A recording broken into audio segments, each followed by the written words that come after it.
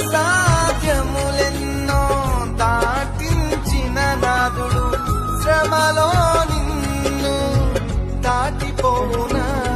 సియోను దేవుడే నిన్ను సిగ్గుపడనివ్వడు, కనికరాపూర్ణుడే నీ కన్నీరు తుడుచును. సియోను దేవుడే నిన్ను సిగ్గుపడనివ్వడు, కనికరాపూర్ణుడే నీ కన్నీరు తుడుచును. అసమానుడైన వాడు అవమానపరచడు నిన్ను,